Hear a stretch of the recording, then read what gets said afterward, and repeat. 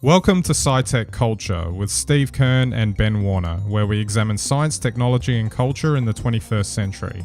Visit our website at scitechculture.com.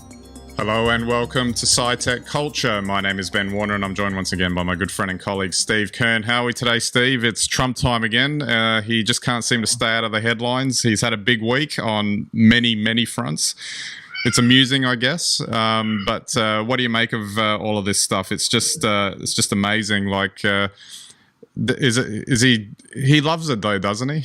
I'm sure he does love it. It's almost sad to think that maybe we've only got a year of it left. Who knows what will happen if he doesn't continue on either as president or maybe doesn't even run. Who knows what he's going to do?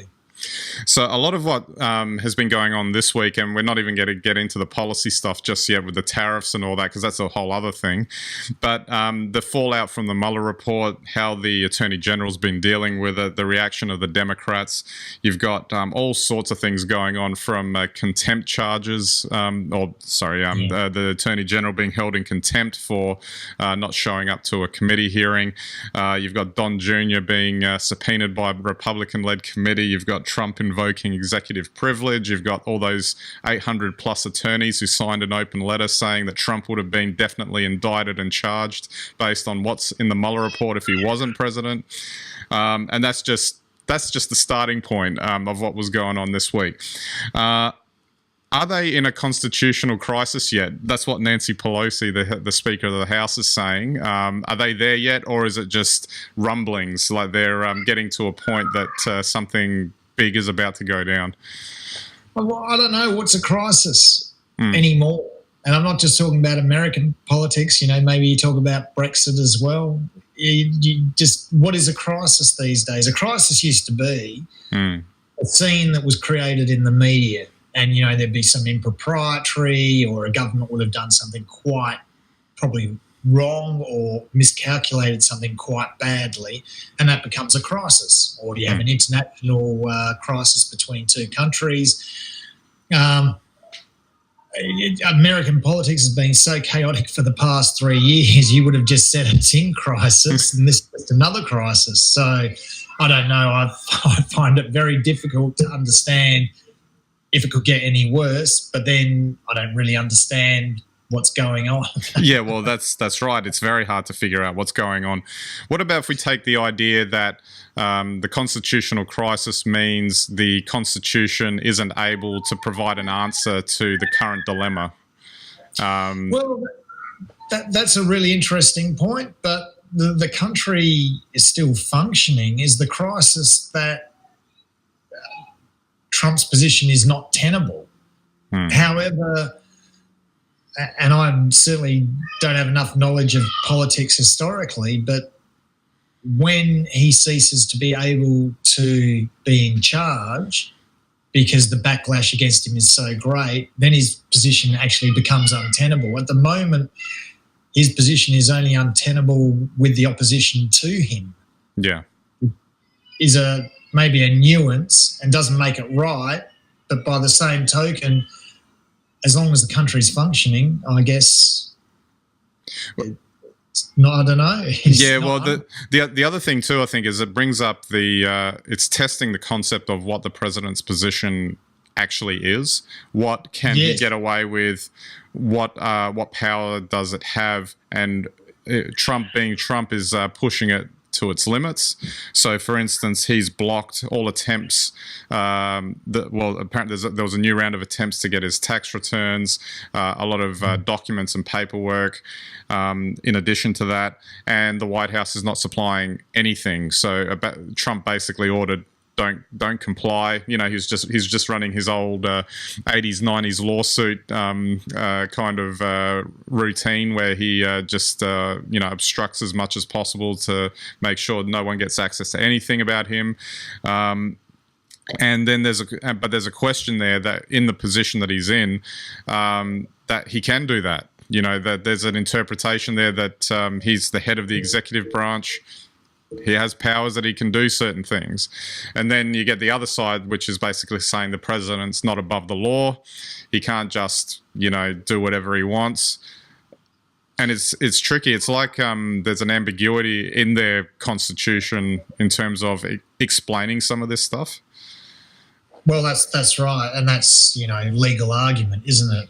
Yeah. And I just wonder for a lot of these legal arguments if they're only modern legal arguments that couldn't possibly have been argued 100 years ago, because society was so vastly different, because the offices of president, or the way offices or the presidency was carried and the way politics was carried out was radically different to how it is today. So it's very difficult to tell, is there a crisis, is there a shortcoming? And once again, let's broaden this out past just American politics, although Trump has a special place in global politics and a special place in political history. But I think it's that question of that, is our political system really not keeping up with the digital disruption around it? Yeah, exactly. Obviously, it goes without saying there's a partisan nature to everything here. And that I think that's what's really highlighting the issue, that, the Republicans have gone right behind Trump. We'll get to the Don Jr. subpoena separately, because obviously that was led by a Republican-led committee, which is a bit of an outlier and has raised quite a few eyebrows that actually happened at all, given that the Republicans are so much behind Trump these days. Then the Democrats are almost entirely on the other side, but they're getting stuck because they don't want to necessarily go down the impeachment route, because they don't want to be seen to be making it better for Trump, because that kind of pushes it into his environment. They're looking at maybe doing contempt. Well, they've already held the Attorney General in contempt. They may go down like an impeachment route for him as maybe a countermeasure or a different option. And that is probably where it is. And the other fallout to it is a lot of commentary around what is actually driving the Republicans to back him 100%. And it just seems like it's stretching credibility, that it can't just be about the 40% Trump voter base, which is probably not 40%. It's probably more like 25%. Yeah. If they could potentially get wiped out if this thing goes the other way. Yeah, but who knows? I mean, who knows what their motivation? It seems insane, because you even if you've got a nefarious reason for doing something, you would think it'd be like, politicians are, beasts of politics. They're looking at which way the wind's blowing. They want to know. They want to be on the right side of it. It just seems like hitching their wagon to Trump is may not necessarily turn out too well for him in the long run. Yeah, I don't know.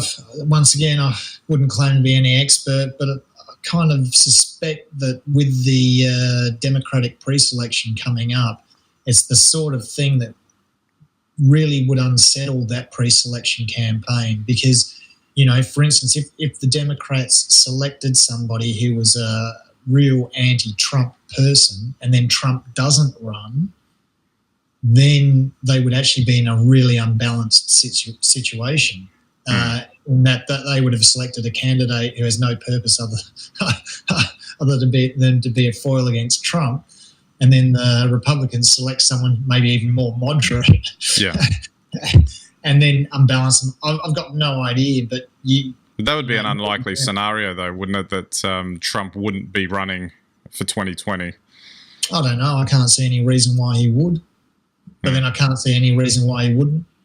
Well, what about the idea that he could be charged once he leaves the office? I don't think that bothers him. Yeah. He's got enough money to hold the legal proceedings up until he's dead. Although that was another story that came out this week. I'm not sure if you knew it. The New York Times reporting that $1.17 billion that he lost over the late 80s and 90s. It's quite an impressive feat, if true, according to the reporting. I think it was the second highest or most highest loss that the IRS had for that particular period of time, or in history. I can't recall the actual detail of it. Yep. So I don't know. I just find it it's an entire scenario across the board with all of these things that we've talked about that just doesn't make sense at all. and it's sort of crying for a something to boil over, something to sort of break the fever. And we've spoken about that before, but this fever ain't breaking, which is quite insane. Break when he goes. It'll only break when he goes, because as long as he's there, to be honest, the Democrats just look hysterical most of the time. And I think that's, as we've said many times now, I think that plays to Trump's strengths. So yeah, I don't know. If I was the Democrats, you just bunker down, choose your best candidate, and just run an election. I think being against Trump now is getting pretty old in this postmodern digital world. But I wonder if the politics that Trump latched onto and got him to where he is, you can get rid of him, but it may still be there to deal with. There's talk that, Joe Biden's kind of come up. He's sort of streaking ahead as the lead Democratic contender, even though it's way too early to feel as if he would definitely become the nominee for the Democratic side. But it just seems like there's still an element of that politics that's still there. They've always said that Trump was a symptom, not the cause of it. So will it still be a problem even if he's not there? Well, that's a really good question. I mean, and the only way to find out will be once he goes. There's no question that he's cornered a market. But the truth is that whatever you think of him, no matter how chaotic he appears, he works a specific modus operandi, and it's organised enough and clear enough to keep what is basically a very fractious bunch of supporters in line. If anyone else who isn't as methodical and strong as he is, whatever you think of his politics, if he fails to keep that will fail to keep that supporter base together. So I guess that's kind of what we're looking at, and that's an experiment I don't believe we can answer until he's moved on. And as we said before, whenever that does happen, it ain't going to be pretty. No. And I suspect that there isn't really anyone that can take his mantle once he goes. I mean, he is a bona fide celebrity. Like him, love him, loathe him, it doesn't matter. It's his star power that he's cultivated for 30 or 40 years in the US is why he holds that position. So I think even someone very rich and powerful like Elon Musk, he hasn't spent 30 or 40 years cultivating a particular persona in quite the same way that Trump has. So it wouldn't matter who you picked out, Bill Gates or whoever else.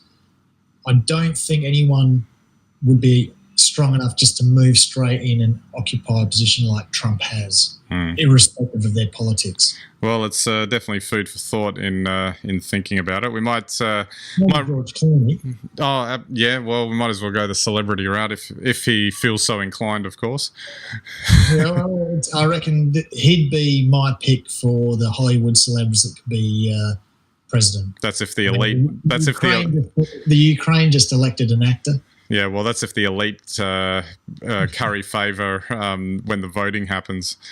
We'll see about that. Yeah, absolutely. All right, Steve, we might wrap it up there. So don't forget our website, scitechculture.com. You can get all of our links and content there. You can subscribe to our YouTube, Vimeo channels, watch our videos, our RSS feeds, listen to us on your devices.